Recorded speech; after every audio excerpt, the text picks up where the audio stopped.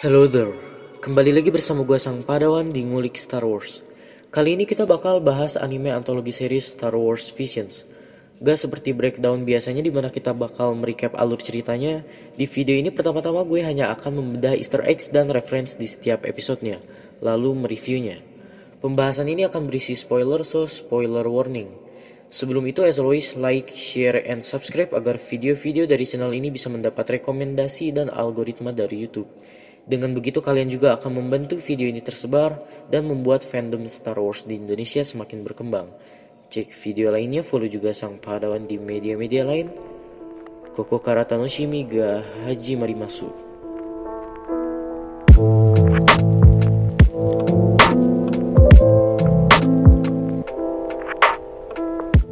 Saat episode ini dibuka, kita ditampilkan dengan title logo episode ini, yaitu The Duel. Mungkin gak sedikit yang mengira title logo ini menggunakan huruf Jepang, padahal bukan. Ini adalah Aurebes, bentuk huruf paling umum yang digunakan galaksi di Star Wars.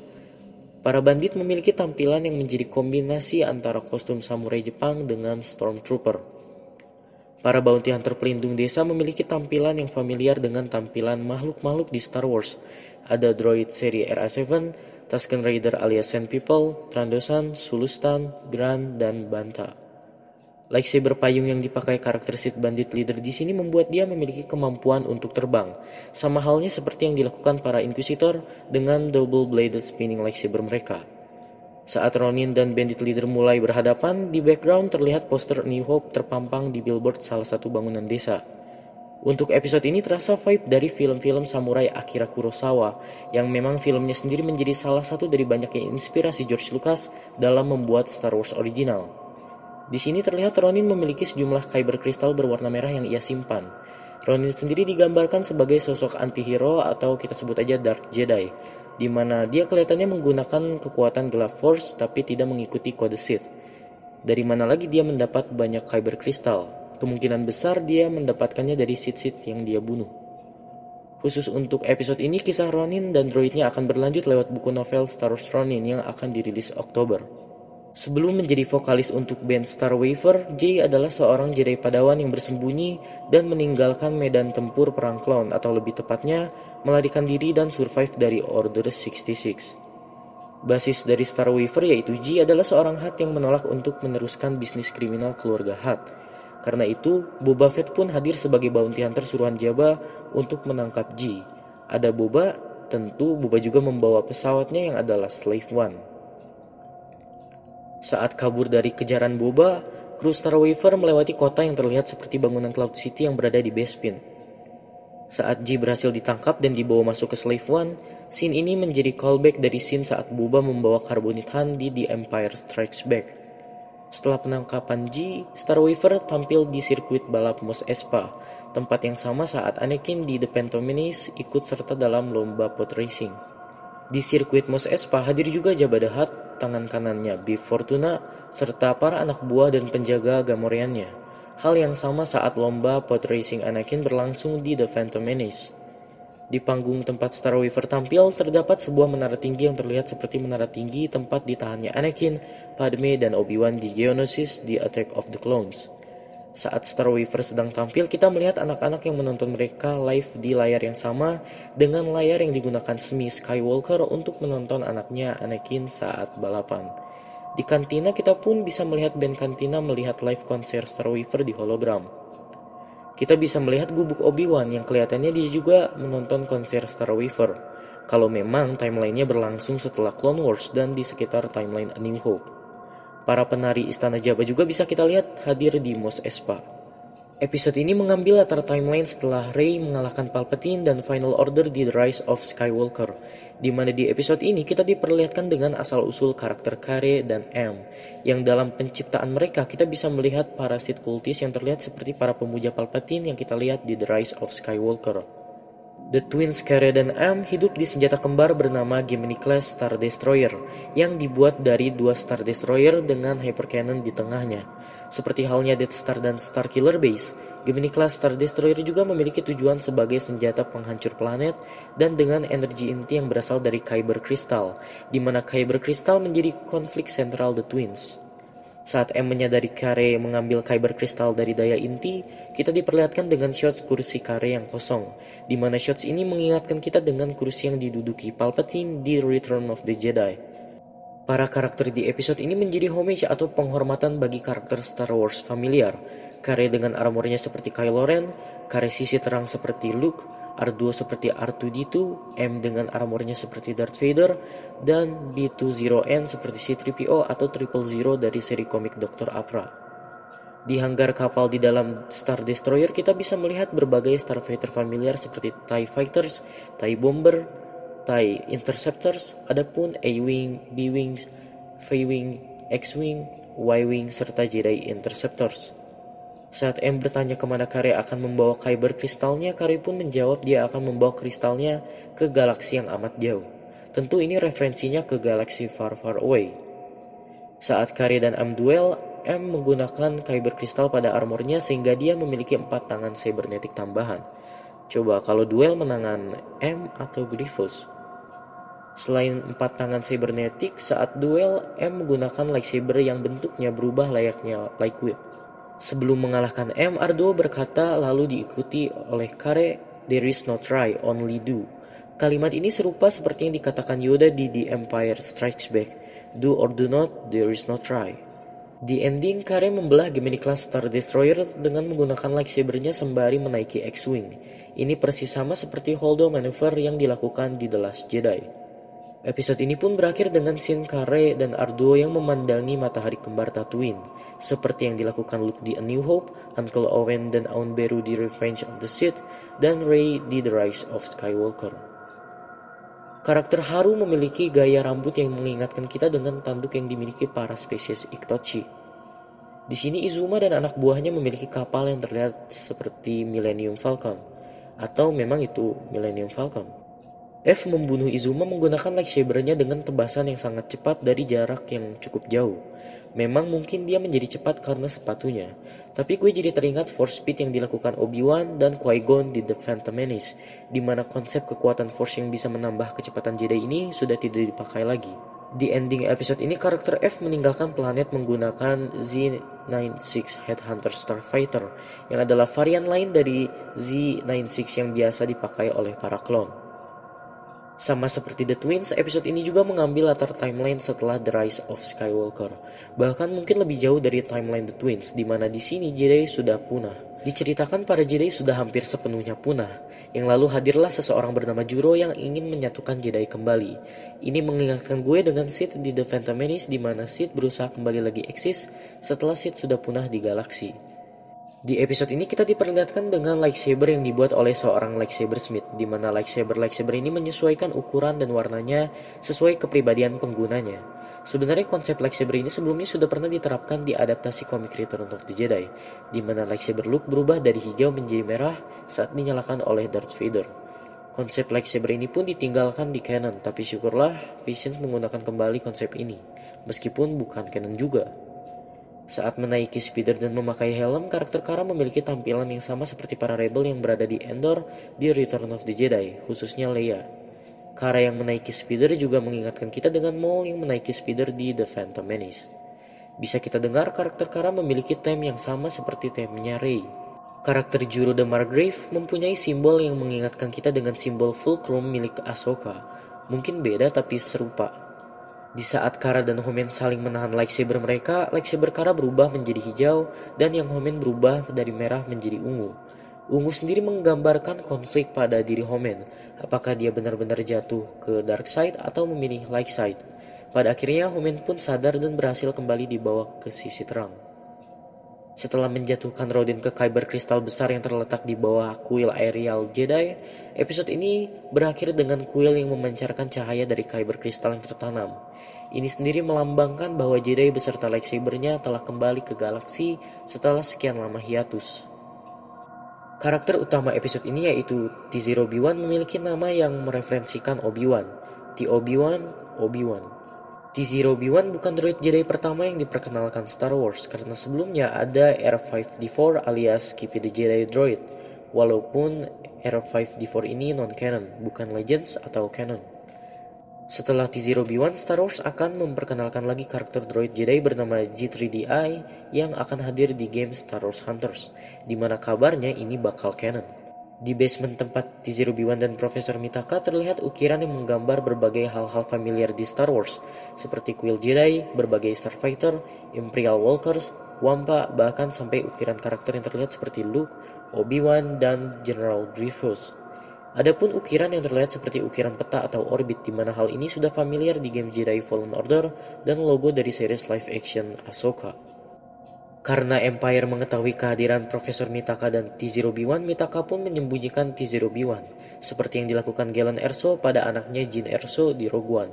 Setelah menyembunyikan T-0B1, diikuti Profesor Mitaka yang berkata, "I'm one with the Force is with me", di mana ini merupakan mantra yang diucapkan Chirrut Imwe di Rogue One.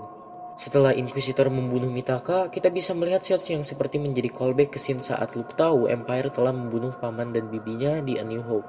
T-0B1 menterraforming planetnya dan membuat planetnya berkehidupan sesuai keinginan masternya Profesor Mitaka. Ini menjadi referensi ke salah satu buku yang menginspirasi Lucas dalam membuat Star Wars original, dan filmnya juga udah mau dirilis, Dune. Di Dune diceritakan suku Fremen berharap suatu hari nanti planet mereka, planet Arrakis, bisa menjadi tidak tandus lagi. Selain sama seperti yang dilakukan T-0B1, kita juga bisa melihat ukiran yang mungkin ukiran Shai-Hulud alias Sandworm di episode ini. Di basement tempat Profesor Mitaka terdapat versi real size dari model T-16 Skyhopper yang dimiliki Luke di A New Hope. Villain episode ini adalah seorang Imperial Inquisitor. Saat pertama mendarat dan membunuh Profesor Mitaka, Inquisitor memakai TIE Reaper yang pertama kali diperkenalkan di Rogue One dan seperti yang digunakan Inquisitor di Jedi Fallen Order. Lalu saat menemui T-0B1, Inquisitor mendarat menggunakan TIE Advance seperti yang ada di Rebels. Karakter Padawan Dan Givas dan Master Tajin Crosser jelas adalah homage bagi Obi-Wan dan Qui-Gon, apalagi timeline-nya juga berlatar di sekitar The Phantom Menace. Karakter The Elder pun sebenarnya mengingatkan gue dengan Palpatine yang mungkin karena pendeknya dia di sini seperti menjadi kombinasi dengan Yoda. Di sepanjang obrolan sebelum duel, The Elder selalu menutup matanya. Lalu setelah dan bertanya apa The Elder seorang Sith, The Elder pun berkata dia tak perlu menjawabnya dengan mulut. Duel dimulai, The Elder pun membuka matanya di mana ini adalah mata yang selalu dimiliki para Sith. Sebelum Lop, sudah pernah ada Jackson, karakter yang memiliki tampilan seperti kelinci di Star Wars. Yasaburo mengucapkan kata Deng Ferric, swear word atau kata umpat yang biasanya disebut di The Mandalorian. Shots Star Destroyer yang berada di planet Tau ini merupakan callback dari adegan Star Destroyer di Rogue One. Saat Yasaburo dan Ocho ribut, mereka langsung didatangi oleh sejumlah Stormtrooper. Stormtrooper ini adalah tipe patrol trooper yang pertama kali muncul di Solo A Star Story. Scene saat Lop dan Ocho sedang menaiki speeder juga memiliki feel yang sama dengan shots Han dan Kira di Solo A Star Wars Story. Yasaburo bersama anak buahnya bertarung melawan droid Imperial yang terlihat menjadi kombinasi antara KX droid dari Rogue One dan DT droid dari Rebels, The Mandalorian, dan The Bad Batch. Saat melawan Yasaburo dan Lop, Ocho terlihat memakai senjata merah yang terlihat seperti yang dipakai Praetorian Guard di The Last Jedi. Setelah pertarungan selesai, Ocho pergi meninggalkan rumahnya dengan menaiki sebuah Imperial Raider Class Corvette, kapal yang dipakai Inferno Squad di game Battlefront 2. Bukan easter eggs yang berkaitan dengan Star Wars, tapi ngerasa gak sih kalau planet Tau ini bumi kalau eksis di Star Wars? Di awal episode, karakter utama dari episode ini, Tsubaki, terjatuh saat menaiki Starfighter B-Wing. Karakter Tsubaki di sini memiliki hubungan dengan seorang putri bernama Misa dan mengalami penglihatan masa depan yang buruk sama seperti Anakin di prequel trilogi. Menurut gue ini jadi semacam what if kalau Padme masih hidup setelah Order 66 walaupun Anakin tetap berserah diri pada dark side. Dua karakter sampingan yang adalah Kamahachi dan Sensu sangat jelas menjadi penghormatan bagi dua karakter dari film The Hidden Fortress, di mana adegan R2-D2 dan C-3PO yang berjalan di tengah gurun pasir Tatooine dari A New Hope didasarkan pada adegan dua karakter ini. Selain mereka, karakter Tsubaki dan Misa juga terlihat seperti karakter dari film The Hidden Fortress. Sebenarnya kalau dilihat secara gambaran besar, sepertinya studio memang sengaja menjadikan episode Akakiri sebagai penghormatan bagi The Hidden Fortress, di mana The Hidden Fortress menjadi salah satu cerita yang menginfluence George Lucas dalam pembuatan Star Wars original. Kamahachi dan Sensu membuka sebuah hologram yang terlihat seperti planet yang mereka injak. Walaupun ini hanya sebatas peta, hologram ini mengingatkan kita dengan bentuk Death Star. Selain beberapa easter eggs dan referensi tadi, ada lagi referensi yang pasti kalian notice. Kata I have a bad feeling about this. Hampir kita dengar di seluruh episode Visions. Ya, kalian pasti tahu quotes ini jadi quotes familiar di Star Wars sejak film pertama Star Wars A New Hope 1977. Setelah kita bedah easter egg, sekarang gue akan mereview Visions ini. The Duel dari Kamikaze Douga. Tentu jadi episode favorit sejak pembukaan. Punya vibe feodal Jepang, dirasa The Duel ini fit sama Jedi dan Sith di Star Wars. Banyak unsur Jedi dan Sith yang diambil dari samurai maupun budaya Jepang. Apalagi episode ini sendiri kelihatannya memang bertujuan untuk memvisualisasikan film-film samurai Akira Kurosawa yang menginspirasi pembuatan Star Wars original menjadi benar-benar berada dalam semesta Star Wars. Desain kostum para karakternya pun benar-benar keren, mencampurkan tampilan alien-alien, droid, stormtrooper, dan Jedi dengan kostum gaya Jepangan. Makin keren karena episode ini bernuansa hitam putih yang meng-highlight warna-warna senjata dan lightsabernya. Skor 90%. Tatooine Rhapsody dari studio Colorido fokus ke band intergalaksi yang salah satu personilnya harus berurusan dengan Jabba the Hutt.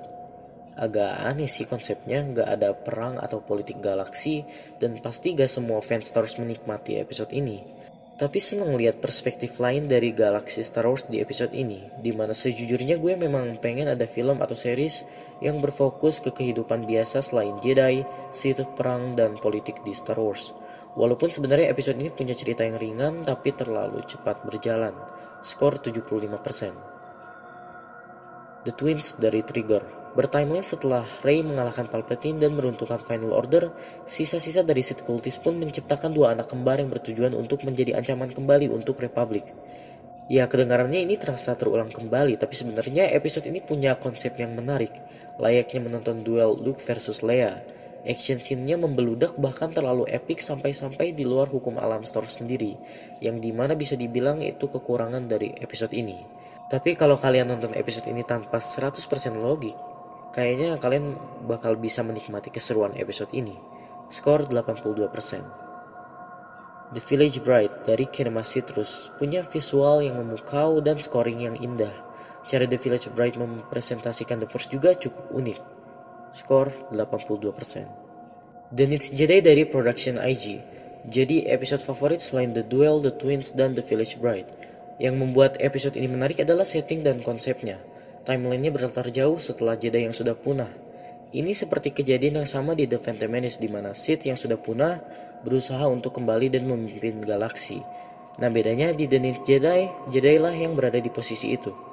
Selain setting timeline-nya, gue benar-benar suka dengan konsep lightsaber yang menyesuaikan ukuran dan warnanya sesuai kepribadian pemakainya. Twist episode ini juga unexpected. Visualnya, action scenes-nya, serta lore-nya membuat gue pengen cerita episode ini berlanjut dan wajib. Skor 90%. T0B1 dari Science Saru. Episode ini fun dan punya animasi yang smoothie, tapi sayangnya not my cup of tea. Tapi di samping itu gue suka dengan unsur kepedulian alam di episode ini.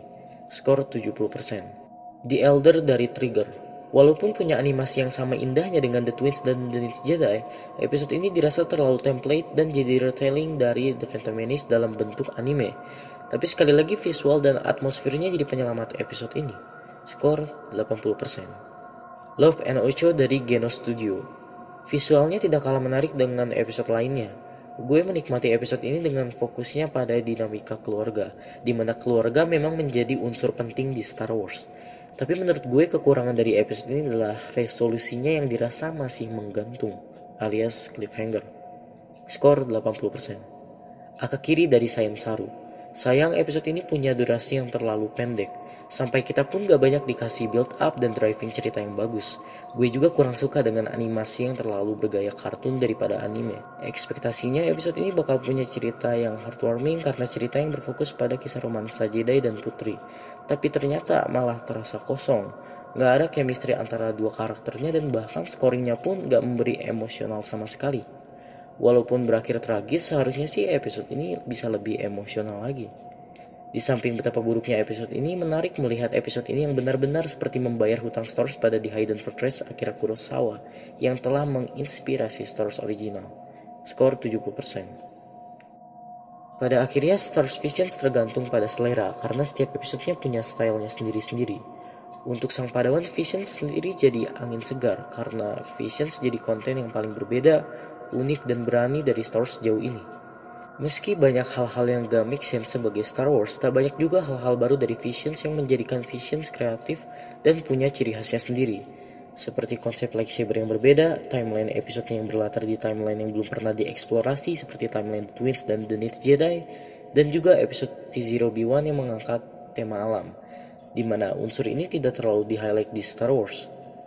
Kalau diperhatikan, setiap episode Visions ini dirasa selalu berakhir dengan cliffhanger, yang apa memang studio sengaja untuk merenew ke season 2. Karena Visions ini bukan canon, gak ada alasan buat Visions lanjut ke season 2. Walaupun hanya episode The Ninth Jedi, Love and Ocho, dan The Twins yang sang Padawan harap lanjut karena cliffhangernya itu. Inilah rate sang Padawan untuk Star Wars Visions. 3,5 dari 5. Ya, itu tadi bedah Easter eggs dan review dari Star Wars Visions. Gimana menurut kalian series ini? Dan kalau boleh tahu, episode mana yang jadi episode favorit kalian? Like, share, and subscribe. Cek video lainnya, follow juga sang Padawan di media-media lain. Fosu Totomo Niaran Koto.